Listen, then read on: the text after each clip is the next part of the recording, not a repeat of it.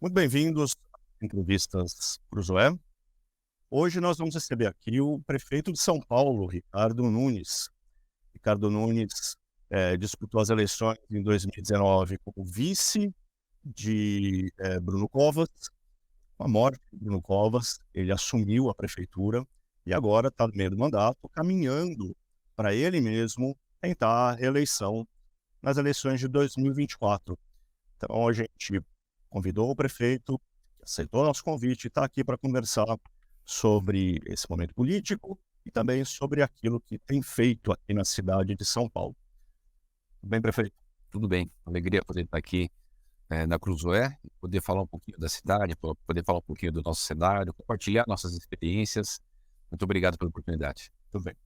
Prefeito, o senhor, como eu disse, assumiu depois da morte do Bruno Covas, que, enfim, era o cabeça de chapa quando o senhor concorreu em 2019, né? E agora precisa mostrar que realmente tomou conta da prefeitura, que sentou na cadeira, né? Qual é a sua marca como prefeito neste momento? Você sabe que muita gente me fala dessa tal da marca, né? Pois é. Eh, Nós estamos no segundo ano do mandato, no terceiro ano agora, né? Até o final do ano, terceiro ano que vem completa os 4 anos. Mas eu queria, antes de poder te falar isso, o que a gente passou, né? Fomos a eleição 2020, 2021, com aquela pandemia, aquele momento muito difícil da cidade-país, cidade de 12,5 milhões de habitantes, aonde dia 16 de maio o Bruno Covas nos deixou. Inclusive ontem completaram 2 anos que o Bruno nos deixou. E eu assumo a prefeitura naquele momento muito difícil, de vencer a dor de um amigo, né? Porque não era só o vice do Bruno, era um amigo, a gente tinha uma relação muito próxima, e vencer aquele momento de perder um amigo e tá no momento mais crítico da pandemia. Não foi 2020, foi 2021 o momento mais crítico da Não. pandemia. A gente tinha naquele momento ali, abril, maio, a média móvel de óbitos era de 275 pegar 7 dias faz a média. Com aquela batalha toda, a gente conseguiu tornar São Paulo uma cidade capital mundial da vacina, não faltou leito para ninguém, um grande programa de fornecimento de alimentos, porque com o fechamento dos comércios gerou muito desemprego. Foi uma luta muito intensa minha e da equipe 2021. Chega 2022, poxa, agora começou a melhorar as coisas. Aí entra a Ômicron, tanto é que a gente teve que adiar o carnaval, né? Quando eu falo isso, as pessoas não lembram, quando relaciona que a gente teve que adiar o carnaval e Uhum. começa Começar a é cair a é ficha. aí a gente entendeu o que aconteceu. Fomos até desculpa, fomos até metade de 2022, também com esses problemas todos da pandemia. Chega na metade de 22 pra frente, intensifica a questão das eleições, uma eleição polarizada entre Bolsonaro e Lula, né, com pouco espaço nos demais concorrentes, uma eleição muito difícil. Por que eu estou falando isso? Porque ficou 2021, parte de 22, toda a imprensa, inclusive a Tia Cruz, focado nesses temas. Claro. E a gente fez bastante coisa. E acabou que não teve muita repercussão daquilo que a gente conseguiu desenvolver no governo, que talvez eu tenha aqui a oportunidade de, não de falar tudo, porque daria Sim. uns 6 dias de programa, mas de falar um pouco do que a prefeitura de São Paulo desenvolveu em vários pontos, né. Então só queria, poder fazer essa observação dessa questão temporal de como é que ficou focado a Uhum. imprensa e evidentemente o noticiário e a prefeitura, as ações ficou um pouco de lado. Sabe que eu ia inaugurar lá uma escola. Eu inaugurava a escola, eu estava lá toda a imprensa. Quantas vacinas chegou? Chegou a Pfizer, quantos Claro. doentes estão arrumados? Então todo o foco era isso, só para poder fazer essa observação, que eu não tive oportunidade pela primeira vez, que eu fiquei pensando: "Puxa vida, a gente fez tanta coisa, por que não foi, publicizado, né?". Então, é só fazer isso. Bom, aí a gente na nossas ações, eu acho que tem bastante coisa positiva que nos dá a condição de apresentar o nome naturalmente, quem está previsto Uhum. no cargo de, disputar uma reeleição. O Bruno já tinha, deixado a casa bem organizada, já tinha todo um processo que vinha sendo desenvolvido, lembrando que a eleição de 2020, aprovação da Perdão. sociedade, Falei 2019. 20, Perfeito. é. Que foi 2020? Foi apresentar para a sociedade a continuidade de uma gestão que já vinha acontecendo, que começou em 17, né, João, Bruno, Sim. lá. e 60% da população aprovou aquela gestão, né? Só para fazer um registro aí do processo cronológico. Aprovou, a gente foi dando continuidade, e São Paulo hoje tem uma situação, por exemplo, de saúde financeira muito positiva, né? A Fitness classificou a cidade de São Paulo, por exemplo, como AAA, alto grau de investimento, baixo grau de endividamento. Não tem nenhuma outra, Nenhum ente da ente federação, público seja, né? nenhum ente da federação no Brasil, não. Para a gente ter uma comparação, Miami é Dublin. Eu encontrei o prefeito de Miami no evento no Uruguai. A gente teve lá não, aliás, quando encontrei ele foi em Buenos Aires, onde a gente disputou, inclusive, a presidência da Mercocidades, que é uma instituição Uhum. que reúne as cidades do Mercosul, e a cidade de São Paulo foi eleita o presidente do Mercocidades. Eu conversava com o prefeito lá de Miami sobre esse tema, e ele falava, poxa, Miami para ter uma comparação do que é São Paulo hoje. Agora, isso caiu do céu? Não. A gente teve que fazer a reforma da Previdência, reestruturar uma parte da administração, por exemplo, eu eliminei a RANURB, as concessões de lixo passei para uma agência reguladora, fizemos um acordo com o governo federal, dívida da Prefeitura de São Paulo, nós devíamos 25 bilhões de reais para a federal. A Prefeitura pagava todo mês. Esse foi o pulo do gato para acertar definitivamente? Acho. Esse foi, como diz, a cereja do bolo, né? Evidentemente teve toda aquela questão da Previdência, né? Fazendo mais um parênteses. Nós tínhamos 171 bilhões de déficit atuarial da Previdência. Com a reforma que a gente fez, nós tiramos 100 bilhões, hoje eu tenho 71 bilhões de déficit atuarial, que a gente vai resolver até 2035 com as ações que a gente está ajustando. Só para você ter uma ideia, além da contribuição patronal, vamos dizer assim, a gente ainda colocava 6 bilhões a mais na nossa contribuição, por ano. Hoje eu ponho 3 bilhões a mais, eu já Caiu joguei pela 3 metade. bi. Então, um conjunto de ações que a gente desenvolveu. E esse acordo com o governo federal foi muito importante, porque tinha uma ação judicial lá do Campo de Marte, que vinha desde 1954, só para fazer uma recuperação histórica muito rápida. Em 1932, na Revolução Constitucionalista, Getúlio Vargas bombardeou aquela área e virou lá o aeroporto lá do Campo de Marte, né?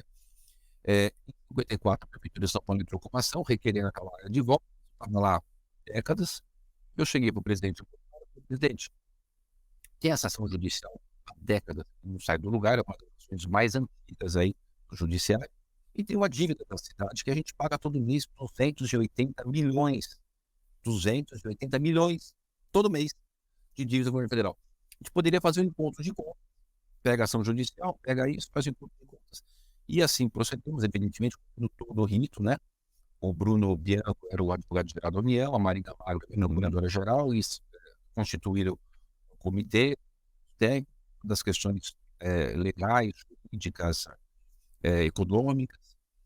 Foi aí que eu acabei me aproximando muito do governador Tarcísio, porque o Campo de Marte estava relacionado ao Ministério da Infraestrutura, ao qual ele era ministro, e a gente fez esse acordo, foi homologado, então a prefeitura deixou de pagar essa dívida De 3 bi por ano, né? de 3 bilhões por ano, e o Campo de Marte continuou lá com o governo federal, e ainda a cidade de São Paulo ganhou 400 mil metros quadrados, porque era uma área, tipo aquela área que não usava para o aeroporto, e veio para a prefeitura, que será o parque, a gente vai ter mais um parque na cidade. Hoje temos 111 parques, eu já inaugurei 3, vou inaugurar mais 5, né, mais esse, vai ter um parque. Então, quando a gente colocou a cidade nesse patamar de poder ter investimento, né, a gente elevou a cidade para um outro nível. Hoje tem um nível de obra, nós temos 1.200 obras acontecendo simultaneamente na cidade. Sim, agora, essa situação boa do caixa, né, faz com que muitas pessoas cobrem da prefeitura a tarifa gratuita de ônibus, né, catraca livre. Tem alguma chance de, já que a situação financeira está boa, disso acontecer? A prefeitura ela já vem há muitos anos uma política pública com muitas cidades, né, não é a exclusividade de São Paulo, subsidiando uma parte da tarifa. São Paulo hoje tem tarifa de 4,40 pelo terceiro ano consecutivo, não aumentou a tarifa. É a menor tarifa da região metropolitana, por uma estratégia que a gente adotou nessa ação de recuperação da economia no período mais crítico da pandemia, né? Então a gente, a pandemia foi se controlando, nós fizemos várias ações redução de impostos, simplificação, manter a tarifa no mesmo patamar para a economia retornar, e já deu um resultado fantástico. A gente vai poder falar um pouquinho qual é o cenário de geração de emprego da cidade. Mas zerar a tarifa é possível? E aí acontece, essa experiência que a gente fez de manter, e associada a uma outras questões, eu pedi para fazer um estudo para ver a viabilidade de implantar a tarifa zero ou não, né? A minha vontade seria implantar, porque 52 cidades no país implantaram a tarifa zero, todas elas tiveram uma melhora da economia, mais geração de emprego, e eu acredito, tenho certeza que vocês também, que a grande ferramenta para redução da desigualdade social é a geração de renda, né? Discutivelmente, é aí que você vai fazer o equilíbrio da questão dos mais vulneráveis. Mas, só para a gente ter uma ideia do transporte, em 2019, portanto, antes da pandemia, nós transportávamos 9 milhões de passageiros por dia. Hoje, transporta 7 milhões. Nós perdemos passageiro. Então, eu precisaria manter a tarifa para não perder mais passageiro e incentivar o transporte coletivo. Aí é difícil as pessoas terem uma compreensão da amplitude de ver as políticas públicas, não na forma fechada, mas ampla, de que eu preciso incentivar o transporte coletivo e desincentivar o transporte individual, até por conta do trânsito, qualidade do ar, certas questões. Então, eu tive a tarifa, pedi o estudo, até por conta de que eu preciso aumentar o passageiro, essa questão da economia, e os estudos estão sendo realizados. A prefeitura vai pegar e subsidiar todos os 10 bi? Não tem como fazer, porque eu vou tirar da saúde e da educação. Uma coisa que eu jamais serei responsável. Qual que é a minha escola? Eu sou empresário. Eu trouxe a prefeitura. Uma gestão igual eu faço na privada, né, de resultado, de não fazer uma aventura. Se eu tiver mecanismo, a fonte de receita para eu cumprir essa parte da minha arrecadação de tarifa, eu vou Vai ter fazer. alguma ideia já na mesa ou não? Eu precisaria muito rapidamente, aqui, sim, eu precisaria fazer um cenário muito rápido do transporte. Posso? Muito rápido. Pode. Pegar os dados aqui do ano passado em números redondos. Quanto custa o sistema? O sistema custa 10 bilhões. 10,2 bi. Né? Que é o custo do sistema? O diesel, o ônibus, o motorista, o cobrador, todo o custo. O cobrador ele cai fora, né? Não precisa. Se eu cortaria para não vai precisar. Aí eu economizo só de cobrador eu economizo. Bom, custa 10,2 bilhões custou ano passado o sistema. Nós tivemos 5 bilhões de arrecadação. As pessoas compraram a passagem. 2,8 bi através do Vale de Transporte. O empregador deu o Vale de Transporte para o seu funcionário e o restante compraram. E o subsídio é 5 bi. Então, o custo total 10 bi, 5 bi de receita de tarifa e 5 bi a prefeitura colocou para manter o sistema. Então, esses 5 bi que a prefeitura colocou, até dá para continuar colocando. Esses 5 bi que eu tenho de tarifa, se eu fizer tarifa zero, que eu não vou ter, isso eu não posso abrir mão. Eu tenho que criar outras formas de receita. Qual que é uma das ideias que a gente não concluiu, mas a gente está ainda estudando? De alterar a legislação, o empregador, ao invés de dar o Vale de Transporte, ele recolhe para o Fundo Municipal de Transporte. De que a gente possa criar algum mecanismo de quem quer usar o veículo, né? E a gente até melhorar o tempo, e dar alguma contribuição para a gente poder... Pedágio urbano? Não, isso não. Pedágio urbano não se jeito nenhum. Até o Gilmar Tato, do PT, que já foi secretário do transporte, ele teria essa proposta, veio falar comigo, falei, não, Gilmar, pedágio urbano eu não vou fazer. Nem pensar. De criar outros mecanismos de arrecadação. Publicidade em ônibus, ou seja, tem uma série de ações que a gente pode fazer com que a gente tenha receita para cobrir essa questão. Nós temos 12 mil ônibus. É bem complexo o sistema da cidade de São Paulo. Mas é algo que a gente está estudando, havendo viabilidade, eu vou fazer. O que eu não vou fazer? Aventura. Se eu não tiver certeza de que eu vou ter uma situação sustentável para colocar a tarifa zero, eu não vou fazer. Se eu ver que tem condições, eu acho que é importante, principalmente para essa questão, a gente poder incentivar o transporte coletivo e melhorar a qualidade de vida. As pessoas terem acesso à economia. O senhor estava falando justamente, é difícil as pessoas terem uma visão da complexidade das políticas públicas, é difícil mesmo. Entender que tem tem um monte de problemas orçamentários, um monte de problemas legais para você conseguir desenrolar as coisas e tudo mais. Isso é um lado cruel da política, porque é difícil, às vezes, não agradar a todos. Agradar a todos e, inclusive, as pessoas entenderem. Por isso eu volto à minha pergunta do começo. Como é que, de maneira simples, o senhor mostra que fez? Qual é a marca? Como é que o senhor vai transmitir para as pessoas que é uma prefeitura que conseguiu realizar algo. Olha, realizar algo a gente já realizou muita coisa, né? Mas você O está problema não é de comunicação, eu não estou dizendo que seja de eu tenho essa dificuldade porque eu não parei para pensar nessa questão ainda, vamos dizer assim, o marketing, a eleição das pessoas. A gente está, o prefeito está trabalhando, sou o primeiro a chegar na prefeitura, eu sou o último a sair, eu cheguei às 7 da manhã, às 6 da noite, no caso concreto.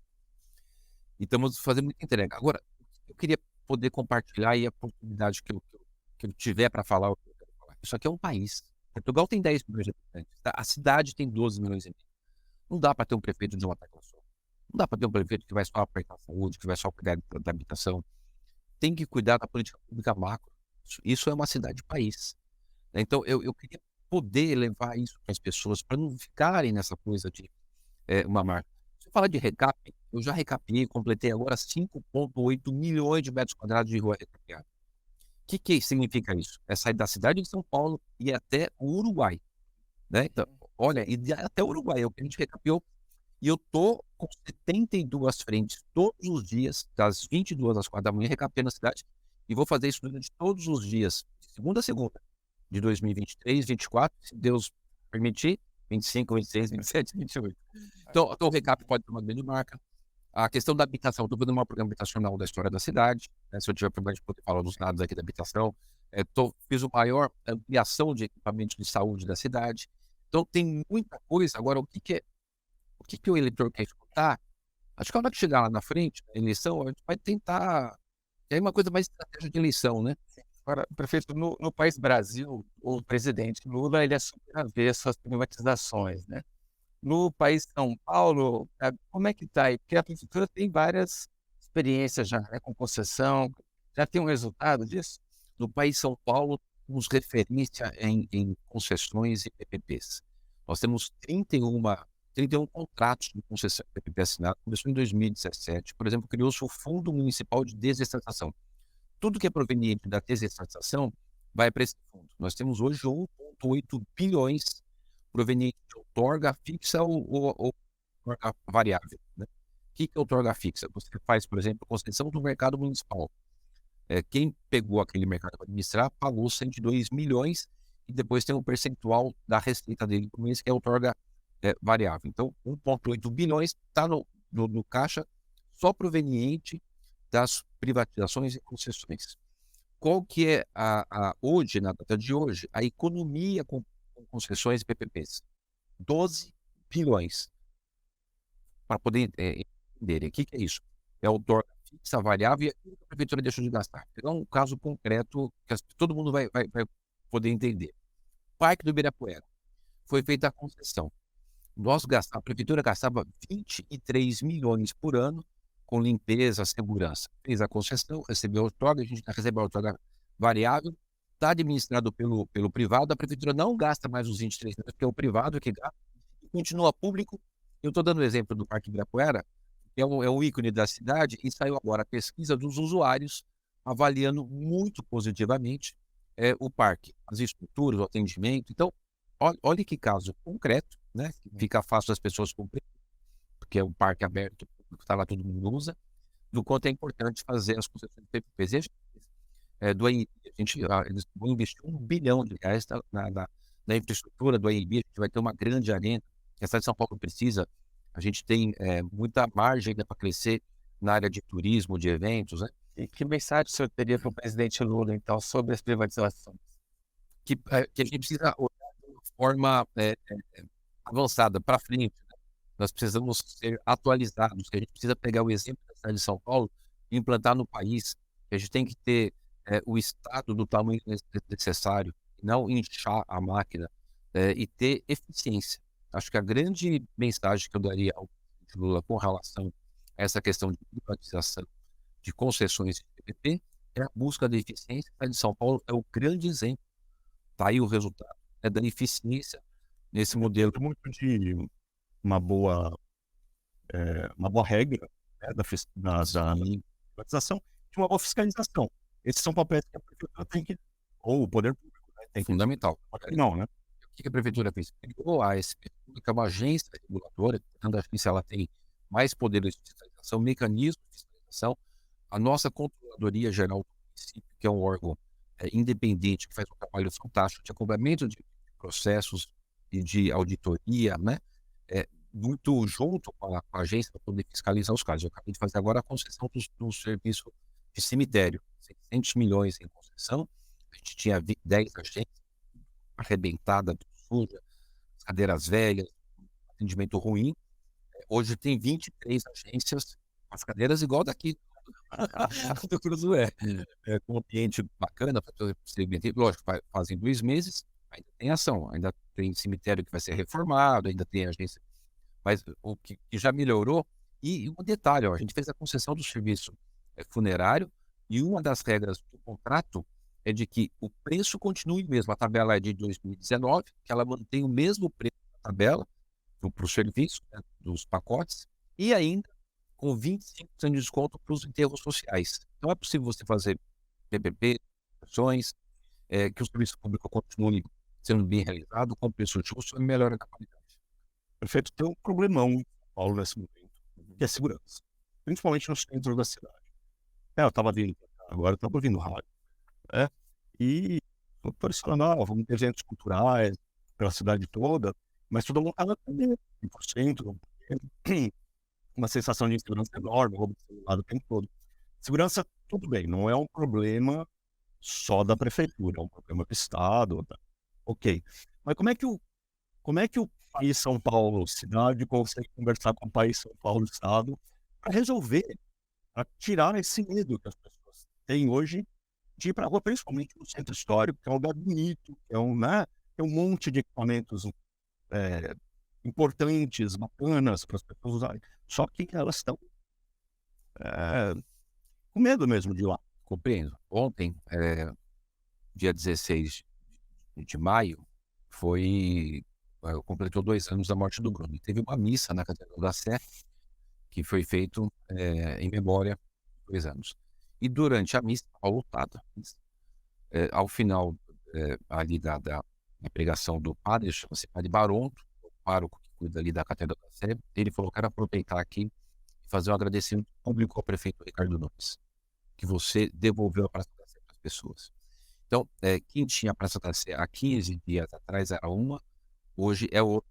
Te dando um depoimento de um padre, que tem toda a isenção, de agradecer publicamente. Então, você devolveu a Praça da Sé para os turistas, para as pessoas estão voltando para a igreja.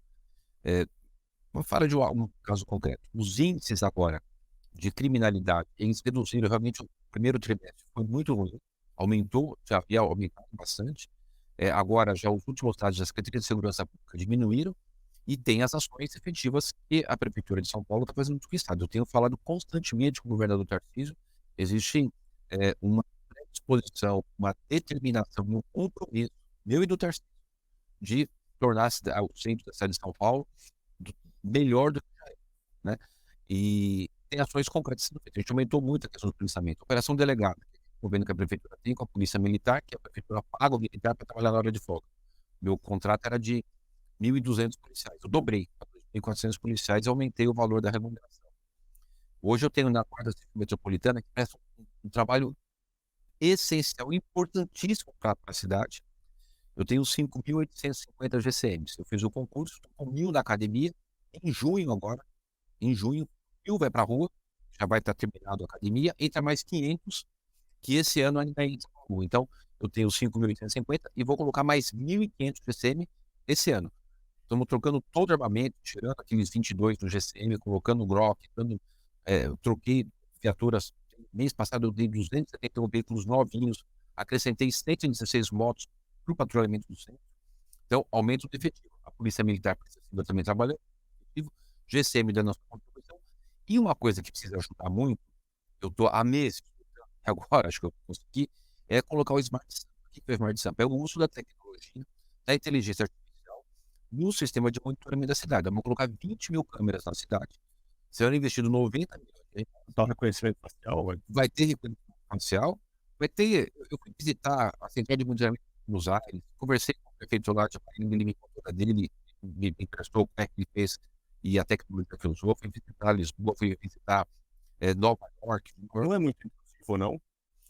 Se a gente tiver regras e parâmetros, não. né, você tem que fazer uso da inteligência artificial dentro do ponto de vista que você respeite a LGPD, Geral de Proteção de Dados, né, que não seja intrusivo, mas que a gente possa identificar, por exemplo, uma pessoa que cometeu um estupro, cometeu um roubo, cometeu um furto, né? Você pega esses caras de bicicleta, por exemplo, ele pegou o celular, as câmeras, quando elas estiverem instaladas, o cara ele vai acompanhando até a gente chegar e pegar. Porque se o cara passa com a bicicleta, pega o celular, vai embora, não tem mais o cara.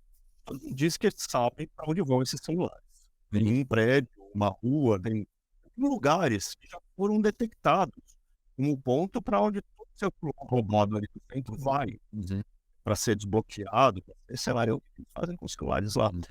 Por que continua existindo esse... Isso é mais o âmbito da Polícia Civil, mas eu vou te compartilhar a informação que eu tenho. Várias pessoas foram presas agora semana passada, inclusive, uma ação muito grande, identificou lá um grupo de interceptadores que pegam os celulares e mandam para a África. Eles têm um mecanismo de mandar esses reais roubados para a África. Tem um mercado que eles fazem de pegar as peças de um celular roubado para arrumar, pessoas que vão lá arrumar seus celulares. As investigações estão acontecendo. Eu tenho muita confiança no secretário Derrite, no delegado-geral, Dr. Arthur, de que essas ações serão mais contundentes. Não tem nada que a prefeitura, do ponto de vista administrativo, possa fazer para, enfim, pedir que um lugar da cidade seja usado assim? Em todos os locais que a polícia comunica que ocorreu ali uma situação de crime, a prefeitura vai lá e tem que fazer uma contratação daqueles malotão, aquele negócio de bloco, porque nós estamos aqui num sistema de não permitir. Em alguma situação de irregularidade, a gente vai lá e lacra. Essa semana, por exemplo, a gente lacrou vários ferro velho, porque sem licença no ferro velho era local de compra de produto de furto, né, de muitas pessoas, principalmente ali de uso de drogas, rouba fios para poder ir lá vender o cobre e comprar drogas. Essa semana nós fizemos vários, colocamos malotão, lacrado. A prefeitura tem sido rígida e rigorosa no combate à criminalidade, em parceria com a Polícia Civil e a Polícia Militar. Eu tenho certeza absoluta, os resultados agora desse primeira quinzena de maio já são bastante positivos. Não é o que a gente ainda quer, mas eu já queria poder comunicar. O que aconteceu entre janeiro e abril, a gente já teve na segunda quinzena de abril, a primeira quinzena de maio, uma melhora muito grande da redução do número de roubo, furtos e da criminalidade. As pessoas podem ir tranquilas para a rua para assistir os filmes que vão acontecer agora. A gente teve agora um grande evento no Anhangabaú. Tivemos, por exemplo, o aniversário da cidade, um grande evento agora da concessionária. Não teve incidentes. A nossa virada do Réveillon na Paulista, não tivemos grandes incidentes. Vamos ter agora a virada cultural 27 e 28, começa às 17 horas, dia 27, 24 horas de virada cultural. Acontecerá em 12 pontos da cidade de mega eventos. Ano passado foram 8, esse ano será 12, além dos 54 locais dos equipamentos culturais, parceria com o Sesc, inclusive, que também vai abrir os seus equipamentos e fazer atividades da virada cultural. São 500 artistas contratados nessa grande virada. Então, o senhor está falando, vão tranquilos, divirtam. Todo cuidado, como a gente tem que ter em qualquer grande cidade do mundo, né? Mas que a prefeitura e o Estado está fazendo esse papel, tá?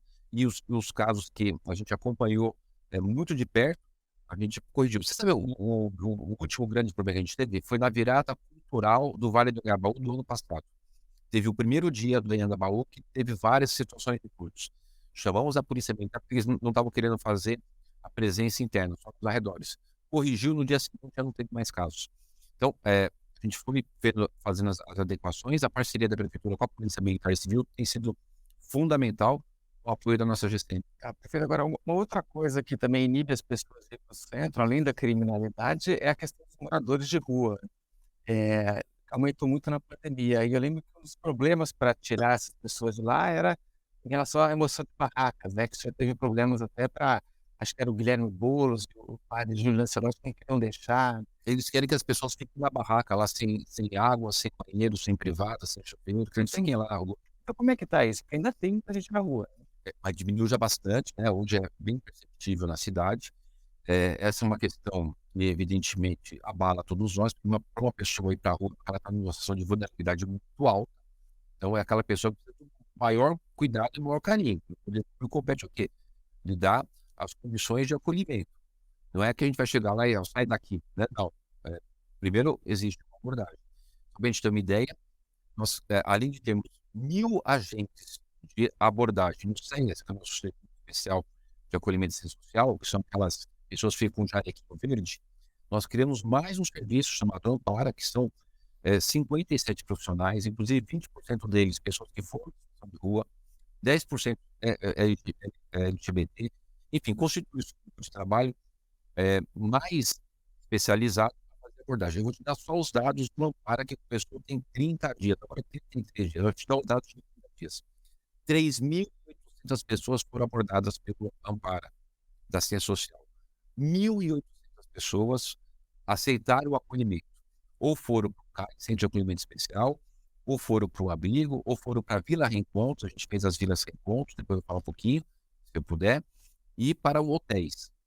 A gente contratou até hotéis, nós contratamos 3.500 vagas de hotéis. Hotel, pegamos um hotel com a diária. Televisão, banheiro, café da manhã, almoço, ajudar, para levar famílias com crianças. Mas é importante destacar que isso não é um problema da cidade de São Paulo, é um problema das grandes cidades do mundo. São Paulo, como a Colônia, tem sempre uma situação que a gente acaba recebendo bastante pessoas e a cidade tem. E quem não aceita? Que não aceita ir para um abrigo, hotel, né? Como é Quem não aceita o acolhimento, se tiver uma barraca, não. Olha, então você desmonte a sua barraca. Porque nós não vamos permitir que as pessoas que têm direito a fazer o uso da calçada, se eu estou ofertando a ele uma oportunidade de acolhimento qualificado, um acolhimento que tem centro social acompanhando, tem oferecimento de recursos profissionalizantes que ele poder ser inserido no mercado de trabalho. A prefeitura gasta um dinheirão do imposto público. Eu tenho certeza que as pessoas aqui em São Paulo me apoiam nisso, porque é necessário fazer esse investimento, que a gente vai amparar a pessoa que mais está precisando. Então, a prefeitura não tem limitação de recursos, né? A gente está colocando todo o recurso necessário para fazer o acolhimento das pessoas em situação de rua. Você pega as encontros, Vila Reencontro, a gente criou mais um programa chamado Reencontro. São vilas, casinhas de 18 metros quadrados, que tem lá imobiliado, com um banheirinho, que tem lá a sua torneira, o seu chuveiro, o seu vaso. Dentro da vila tem horta comunitária, assistente social, oferecimento de curso profissionalizante, para as pessoas poderem ali conseguir recuperar a sua autoestima e a gente poder fazer encaminhamento para cursos ou para o emprego. E aí, quem não aceita? Chegou lá o serviço da assistência social, né? Falou, o senhor está aqui, eu quero te oferecer ou CAI, ou hotel, ou Vila Reencontro, ou abrigo. Acho mesmo isso. Tem mais ou menos mil pessoas que foram abordadas que quiseram esse. Aí a gente pede para desmontar a barraca. E se ele não desmontar a barraca, nós vamos desmontar a barraca. Porque eu sou prefeito, que eu tenho que atender a todos. Também não vou aceitar que uma pessoa vai impedir o direito do outro de ter o livre acesso, de ir e vir, e a gente poder ter a cidade organizada. Semana passada, por exemplo, depois eu posso mostrar para vocês as imagens do meu celular. Uma das barracas que a Polícia Civil estava fazendo uma investigação era um local de venda de droga. Então, evidentemente, é uma exceção, não é a regra, né? De regra, são pessoas que precisam, mas a partir do momento que o poder público oferece uma condição e ele aceita, ok, se ele não aceitar, eu preciso manter a cidade em ordem, não posso deixar que a cidade, cada um faça o que quer. Daqui a pouco você vai ter as praças, as calçadas, todo mundo querendo montar a barraca, e barraco não dá para permitir. Tá. Prefeito, eu queria sair um pouquinho do tema de São Paulo. Nós tivemos aí a cassação do Deltan Dallagnol, né? Pelo TSE. Queria saber qual que é a sua opinião sobre isso. Olha, eu não vi o processo em si, né? Saiu ontem, acho que é ontem, no final do dia, se não me engano ainda. Eu vi algumas pinçadas da imprensa. Mas eu queria fazer uma consideração, talvez não no caso específico, mas no ponto de vista mais amplo, que é o eleito. O que é o eleito? Para ele ser candidato, ele tem que apresentar uma série de requisitos, né? E eu tenho muita eleição, uma série de requisitos, certidões, atestado, aquilo vai para o Tribunal Regional Eleitoral, que ele analisa, aí falta documento, manda. Enfim, chega numa hora que pega todo o documento e fala assim: você tem a sua candidatura ferida. Em muitos casos ela é indefinida, porque tem que nem ter o número, nem pode participar, não constará o nome dele, o número e a fotinho na urna. De todo esse processo do TSE, quando ela foi deferida, você faz uma foto bonita, vai entrar na urna, nem sempre. Vai entrar na urna e o eleitor, o cidadão paulistano, né, quem tem direito à voto é quem tem cidadania, que é uma cidadania, vai lá e põe o númerozinho e escolher, validado pelo TRE, aqueles candidatos, e entre tantos deputados federais, e o mais votado. E isso precisa ser considerado, porque se a gente fala de democracia, e todos nós, defensores aguerridos da democracia, parte por aí. É respeitar muito e ter um cuidado zeloso no processo eleitoral e com os eleitores. Porque o eleitor que elegeu o mais votado, e agora? Eu escolhi aquele meu representante no processo democrático. Aí não tem mais.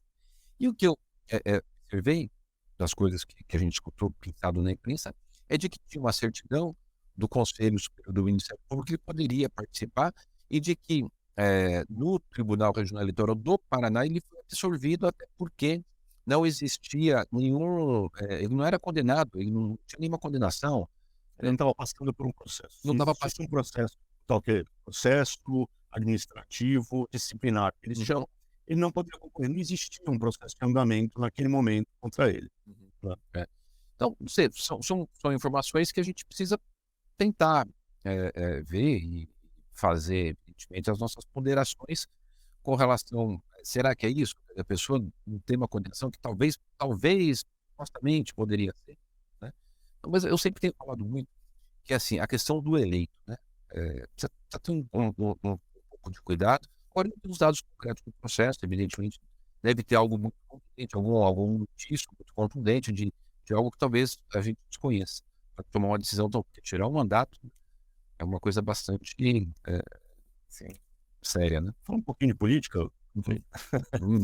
Está se desenhando, começa a se desenhar, né, o quadro para a eleição de 2024, né? E assim, tem o Bolsonaro, provavelmente vai concorrer apoiado pelo Lula. Fala-se muito que o Ricardo Salles foi ministro, o Bolsonaro vai concorrer apoiado por ele. E daí a gente teria replicado aqui em São Paulo uma lógica que a gente já está vendo acontecer no Brasil há algum tempo, né? Onde é que um candidato como o senhor, que não está ligado nos polos, se encaixa? Como é que dá para concorrer num cenário como esse? A eleição municipal, né, e muito em especial aqui da cidade de São Paulo, a história nos mostra que ela não tem essa questão de discutir polarização. As pessoas discutem quem, no momento, é o candidato que vai ofertar aos eleitores um plano de trabalho ou um histórico, uma prestação de serviço já realizada que ele possa confiar para cuidar da cidade. Porque é na cidade que a mãe precisa ter uma creche e é o prefeito que vai estar o responsável. Por exemplo, hoje não tem nenhuma criança sem vaga de creche em São Paulo. Na época do Haddad eram 120 mil crianças. Na cidade mais rica do Brasil não tinha uma vaga de creche. Hoje, na nossa gestão, não tem criança na cidade do país sem vaga de creche. Será que as pessoas vão considerar isso? Não ficar ainda, né, nas discussões da esquerda, do Boulos, Haddad, que faltava, né? Tem discurso, mas na prática não oferta o serviço. Habitação. O Boulos faz invasão à habitação. Uma das invasões foi lá na área de Mananciais, que tem lá hoje algumas tendas. Isso aconteceu em 2013, portanto, 10 anos atrás, foi o resultado disso. E qual que é o contraponto? Eu entreguei 5.692 chaves já. Estou com 18.200 em construção, nesse momento, em construção. Estou adquirindo 40 mil do mercado privado para poder ofertar o nosso programa habitacional. Tenho 22 mil assinadas da PPP da habitação e 14 mil assinadas de convênio com as entidades de moradia. As entidades sérias de moradia que quiseram participar com a prefeitura financia para atender a lista deles, evidentemente com todo o critério, com toda a fiscalização. Eu vou fazer a entrega do maior programa habitacional da história da cidade de São Paulo, o maior programa de recapeamento da história da cidade, e vai ter os discursos dos extremistas, né? Então, por um lado, é um invasor que agora conseguiu o seu primeiro emprego e que tem feito um transtorno para a cidade. Ontem mesmo, mais uma ação judicial, ele ingressou contra a cidade, contra o meu projeto do Smart Sampa, que são as 20 mil câmeras para dar segurança às pessoas. A gente está trabalhando para poder pegar as pessoas que estão na barraca numa condição sem dignidade, levando para uma condição sem dignidade. Ele entrou com uma ação contra a cidade de São Paulo, né, para poder as pessoas ficarem lá na rua. Ele quer que a pessoa fique na barraca, no sol, na chuva. Quer dizer, então, vai ter. Mas olha só, prefeito, o seu discurso Hum, está contrapondo a sua posição política, as suas realizações ao Boulos. uhum. Então, de certa forma, você está falando, ó, a esquerda, não. Como é que o senhor se diferencia e fala para o eleitor? Eu e o Salles, por exemplo, não somos a mesma coisa. Escolha a mim e não o Salles. Para aquele eleitor que não quer votar no. Eu não sei se o Salles vai ser candidato, né? O que eu imagino é que ainda tem muito tempo pela frente, né? Tem uma expectativa de que possivelmente ele fique com a gente, porque já vem com a gente, ele participou da eleição da nossa chapa do Bruno e Mito. O PL integrou a coligação, já fazia parte do governo, integrou a coligação para a continuidade do governo, a população por 60% aprovou o governo, a gente continua no governo, e continua. O Salles veio depois, né? Então é diferente, a gente tem um histórico de um trabalho de serviço prestado à cidade de São Paulo. Então, não teria, não que ele não tenha direito de pleitear, né? Mas eu digo assim, tem um histórico com o PL que antecede a entrada dele ao PL, né? O Salles já foi candidato, teve 9 mil votos lá atrás, agora teve essa votação por conta da imagem do presidente Bolsonaro, né? Como já teve outros personagens aqui na cidade que tiveram votações enormes quando associou a imagem ao presidente, depois saiu sem ao presidente e não teve voto nem para síndico. Então o senhor está apostando num relacionamento que já existe com o PL. É isso. Eu diria que seria o mais natural, né? De continuar algo, porque não tem por que romper. O PL vai fazer oposição ao governo que ele participa e que ajudou a ganhar a eleição, ele não só faz parte. O PL participou da nossa eleição do governo. Então, bom, evidentemente pode acontecer na política, as coisas vão acontecer. Eu digo assim, o que seria o mais razoável, mais natural. Agora também, se o PL, evidentemente, é uma questão interna deles, né? Se o PL lançar o Salles ou outro candidato, eu vou respeitar e vou fazer as colocações do que a gente está fazendo para a cidade. O que é importante é o seguinte, a briga que essa turma fica fazendo aí, eu estou fora dessa briga, a minha briga é pela cidade.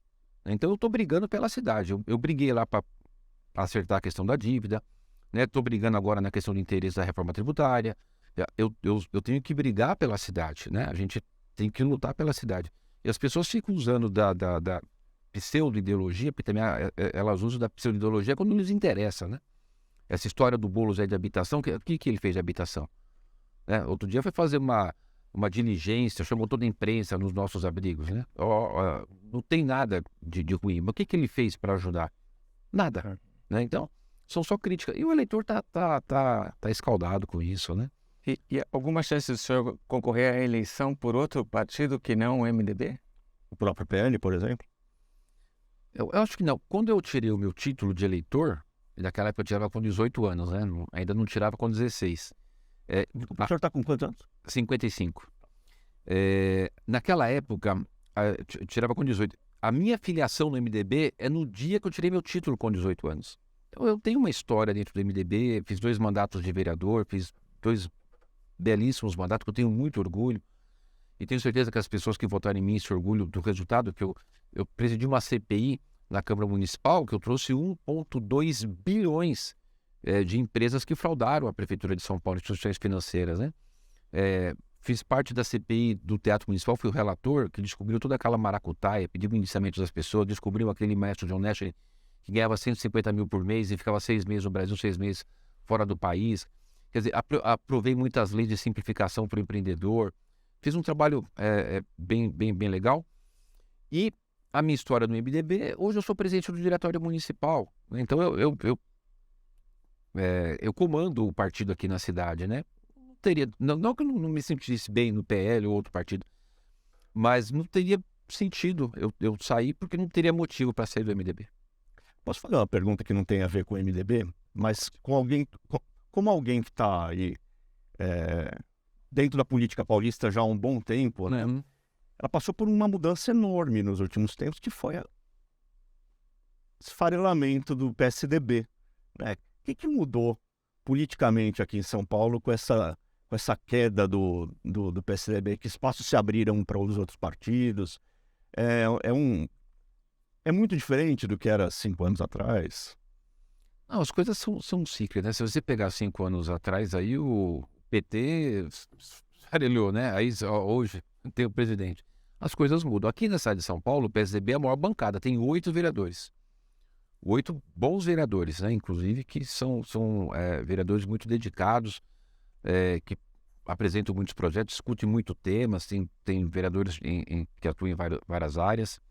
Eu acho que agora com a assunção do Eduardo Leite como presidente, né, traz uma outra vibração para o partido. Agora, evidentemente, ele, né, vai ter que liderar esse processo todo de reconstrução, de elevar o PSDB para o patamar.